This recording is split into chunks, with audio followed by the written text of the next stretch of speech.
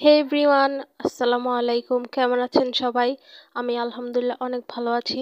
তো অনেক দিন পর চলে আসলাম আপনাদের জন্য একটি রেসিপি নিয়ে।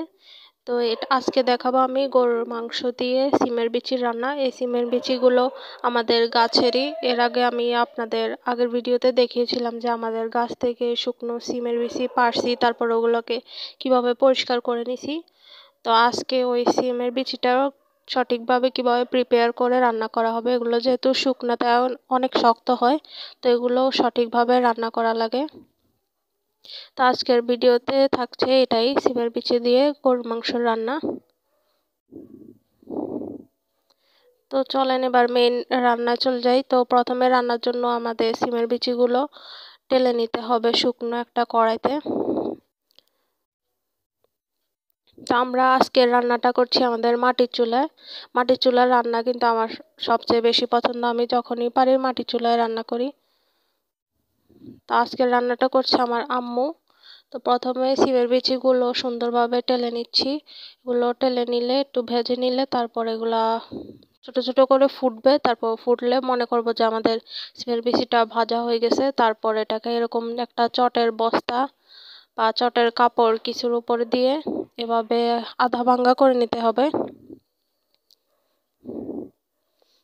এই স্টেপটা কিন্তু খুবই ইম্পর্ট্যান্ট। আমরা সিমের বিচি কিন্তু এভাবে ডিরেক্টলি রান্না করা যাবে না, এটাকে এভাবে ভেজে তারপর আধা ভাঙ্গা করে নিতে হবে।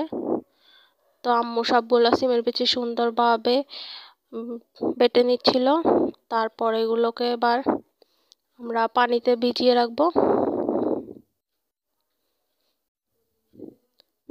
সেটাকে প্রায় আধা ঘন্টা থেকে 1 ঘন্টা পানিতে ভিজিয়ে রাখতে হবে এভাবে।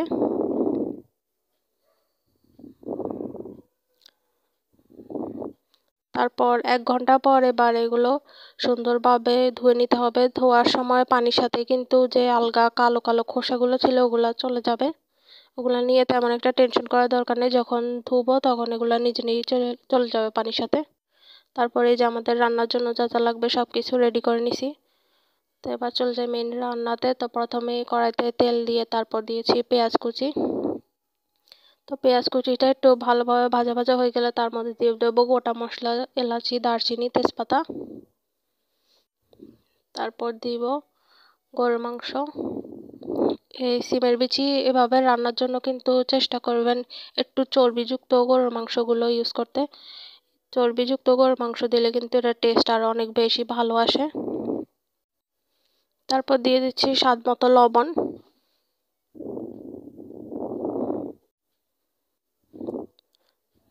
তারপর দিচ্ছি রসুন বাটা। তারপর দিচ্ছি আদা বাটা।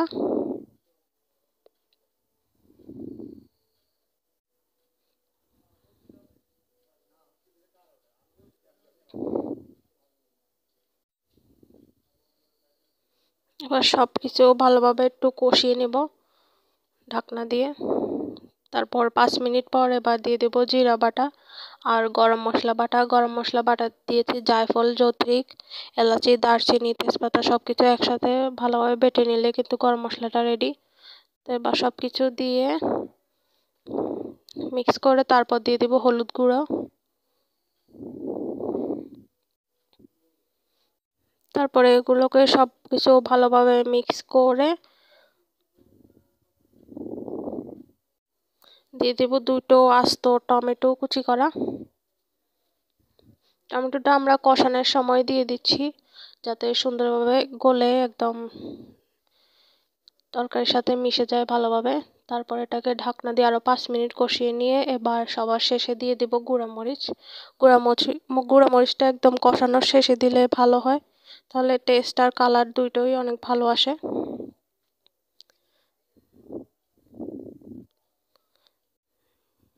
আমাদের মাংসটা কষানো হয়ে গেছে, তো দেখলেই বোঝা যায় কষানো হলে কিন্তু তেল ছেড়ে দেয় সুন্দর করে। তারপরে এবার আমাদের ধুয়ে রাখা যে সিমের বিচিগুলো ছিল সেগুলো দিয়ে দিচ্ছি। তো কয়েকটা কালো কালো খোসা রয়ে গেছে, যতই ধুবেন 2-1টায় হয়তো ঘাটতিটা একটু থাকতেই পারে, তো ওটা তেমন সমস্যা না। তারপর দিয়ে দেব পানি। সিমের বিচি কিন্তু প্রচুর পানি টানে, তো অনেক বেশি করে পানি দিতে হবে। মাংস আর ডাল দুটো একসাথে সিদ্ধ হবে, তাই আমরা অনেকগুলো বেশি করে পানি দিছি। এবার পানি দিয়ে ঢাকনা দিয়ে এটাকে রান্না করতে হবে।